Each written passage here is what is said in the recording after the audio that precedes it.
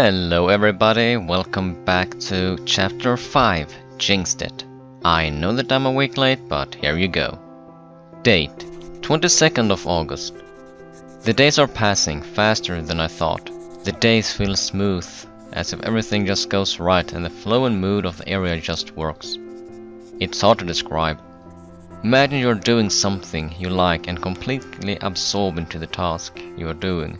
Then the next time you look around, you realize that the sun has fallen and the people around you have started to eat. It feels something like that, but more relaxing. Almost as if you skip until something is done. Somehow we completed the forge today without even crossing my mind. I just realized that I was heating coal and trying to soften a piece of iron. It's scary yet satisfying to simply go on autopilot. I think we somehow have turned over a new leaf without realizing it. What started as just exhaustion from our usual repetitive daily routine and a joke to leave that kind of life behind us has now more or less turned out to be just what happened. And I'm not missing it as much as I thought I would. I still sign up with the others to exterminate the infected that roams towards us. But I haven't had the urge to go to larger cities for resources. The young ones are more than happy to do so. They even found a few industrial-sized solar panels on a barn half a day's ride away that they carried all the way back here on their bikes. Since we replaced some of the small ones with 3 industrial panels, Pierre started to build an electric scout car for 2 people. Basically, he would put the panels on the roof and build a light frame with wheels, and then draw the electrical wires and small engine he got to be able to drive. He estimated that he would probably be able to drive around for a day with a fully charged battery, and the hobby panels on the roof. If he then spends a few hours the next day on the dynamo bike, he should be able to charge it again within a day. I just hope he won't start too many projects that will consume materials that the others bring back. But I do think that his dynamo will be done in a week. He says that all he got left is to assemble it and see if it generates any power, and if so, how much. I'm not too sure what we will do with all the power, since we just use it to watch movies and play music. Until we have a radio or enough to safely run a refrigerator or freezer, I see little to no point in cranking out more power. We already trade empty batteries and food and materials for charged batteries. A few of the residents who arrived before us had started to complain that we got a warehouse to use for ourselves, while they have to live in a cramped up barn with tons of other people. Sure, I do understand their frustration, but hey, we came in here armed to the teeth, covered in brown blood and muck. That gives the impression we know our trade and possess skills that are in demand. Pretty obvious why they directed us to the warehouse, if you put that into account. We looked intimidating, and we still do, even if we're no longer walking around in combat rigs and learning new trades to survive in the new world. While some complains, other residents have started to follow the lead of the teens and explore the area and bring back materials or branches for firewood. I've supplied a few of them with makeshift spears, basically just a knife taped into a long stick. And the smith has given the new scavengers some tools as well. I like that there are more people out there who's armed at the same time. I doubt they would be that useful against even a small horde, since it's a frightening thing. Especially if you have never been in combat and trained your mind that it's all about to kill or be killed. I'm tempted to tell Shien to start training them, to the extent they won't die instantly, and so that they can back away from danger without risking being grabbed or knocked over in the process. We can't afford losing more living people to the hordes of the infected. The more of the infected we can take out, the safer it will be for all of us. Personally, I always feel safe. I got my trusted firearm, I can handle a blade, spear and bow, and so can my friends. And now when I can at least make things that resembles a knife and arrowheads, I think that we will be pretty fine for a while, no matter what fate throws at us. Date, 25th of August. Looking at what I wrote 3 days ago makes me want to hit myself. I had to jinx it by saying we would be fine no matter what fate threw at us. Jack and Lucas returned from their scout in the west and had seen a large horde roaming towards us. There is still a chance that it will divert itself toward another route, passing or something else. But always prepare for the worst case scenario. Today more or less everyone walked out from the gates and started to dig trenches and place spikes as well as other obstacles to slow the freaks down. I have no idea how many of us there is. People assume it's somewhere between 1 and 200. A lot of mouths to feed and potential freaks. I hope the horde walks around us. If not, we will see how useful these pits will be. They look nasty enough, and the infected isn't the brightest bunch of melons walking around. I do not get it myself, but once we were informed about the horde, all I could think of was some very wise words from no one else than General Patton. We're not just going to shoot the bastards, we're going to rip out their living goddamn guts and use them to grease the threads of our tanks. We're going to murder those lousy bastards. Even though I do hope they walk somewhere else, a part of me wants them to move straight towards us. I will not mind the rush of adrenaline and the smell of gunpowder, but at the same time, I know that if they come, we will most likely take a lot of casualties, since me and my crew are the only ones who have fought them in larger numbers. We will start training the residents tomorrow. We managed to dig a few long pitfalls and obstacles, hopefully enough to slow them down. Jack and Lucas did not manage to count them all, but estimated them to be close to 1,000. And we won't be able to dig pits for 1,000 infected. So tomorrow we will show them the basics and tell them what to do. After that, Jack and Lucas will get back towards the location they saw the horde and then report back with a better understanding of their number. So hopefully we will have time to dig a few more pits and train the residents a bit more. The better prepared they are, the better it will go.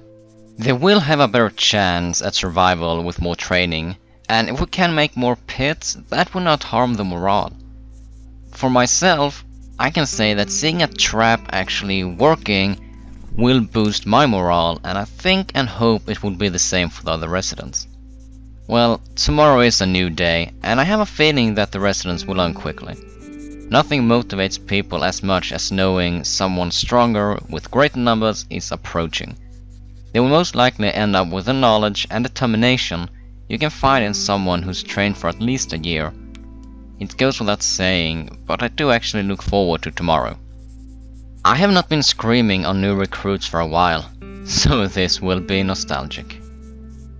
Date: 26th of August. I love the smell of agony in the morning and sweat in the afternoon. I was right when I thought they would give it their all. They started like I expected, nervous, worried and afraid. Not just for the horde and the thought of having to fight, but also that this was the new reality. You either fought the infected or you became one. There was no hiding from them. The world was overpopulated. One got sick and boom, everyone else got it too. It was the perfect time for this stuff to start spreading. Crammed like sardines on the subway, herded like cows crossing the roads in thick, slow droves to and from work. Well, at least when the fire dies out, I think the air will be cleaner and Mother Earth will have plenty of time to recover from our abuse. Sounding like a tree hugger, but hey, I can't say I dislike the clean air with a faint hint of fire and smoke. Beats the smell of rotting flesh any day of the week. Shen and Philip had been training their groups in spears, while Cleo taught her group to fight with knives and axes. The French fry duo was making traps in the forest, while I was teaching how to fight with knives and a bow. I might not be a master bowman, but I'm decent, I would say. And if they come in thick horde, then it should not be too hard to hit at least a few of them by sheer luck. Those who had guns would use them if needed, but we would wait until they got close to the walls to save our ammo. We got no new report from Jack and Lucas. They should arrive at the outpost tomorrow if everything went well. The horde might have taken another route and they are tracking it a bit to see where it's heading. I still want both.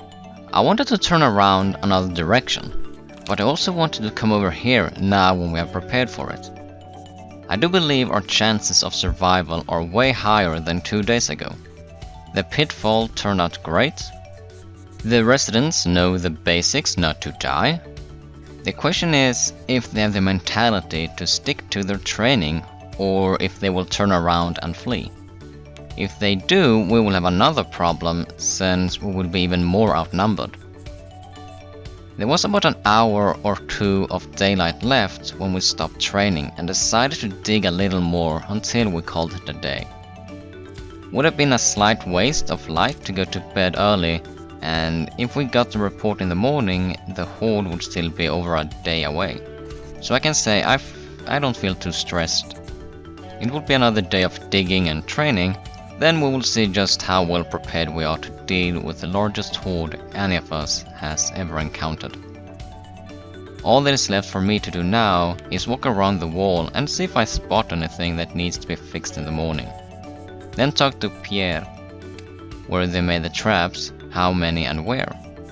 Would not be too good for morale if we lost some of our own due to our own traps this close to a fight.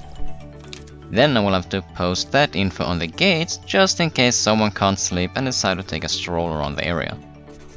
Then, once that's done, I will look over my guns and load a few extra mags.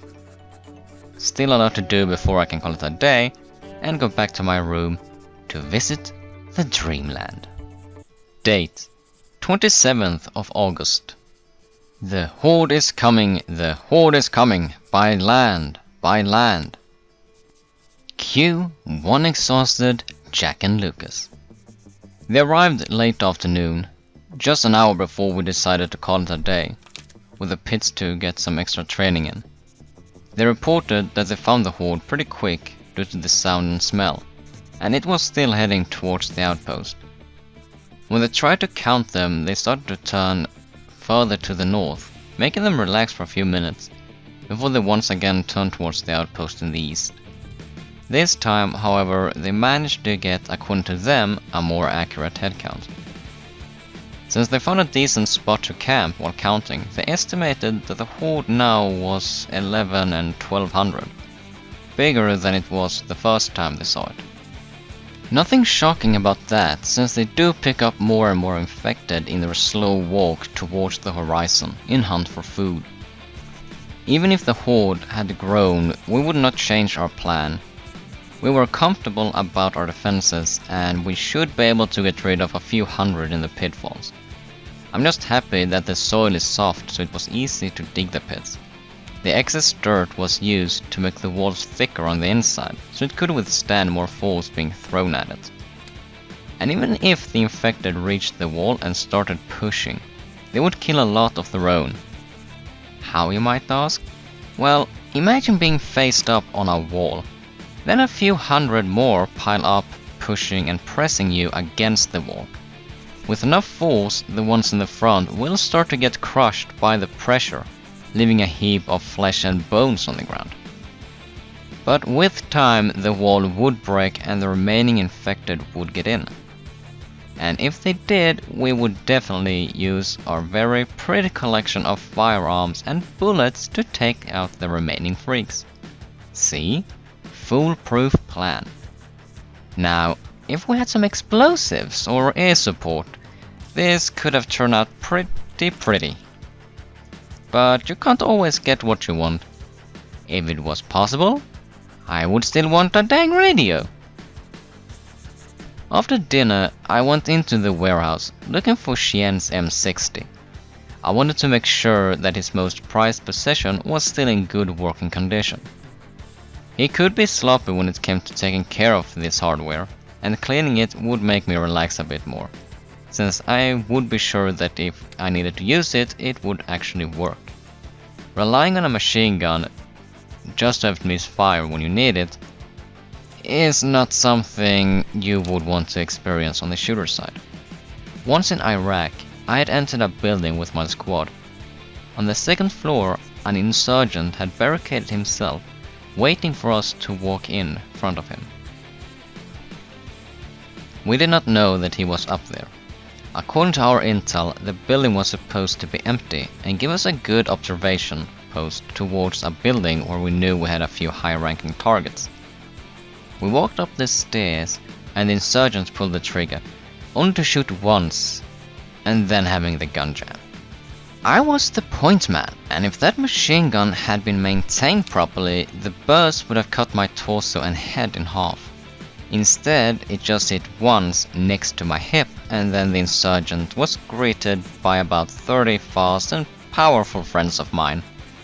Lesson of the day: keep your guns cleaned and oiled.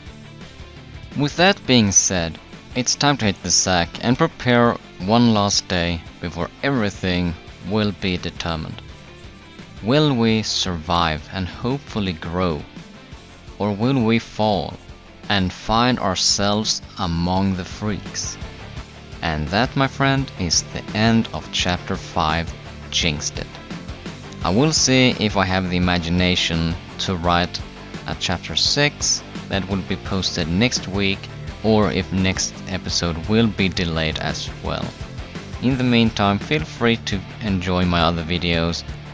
Stay safe, stay prepared, and stay alive out there, my friends.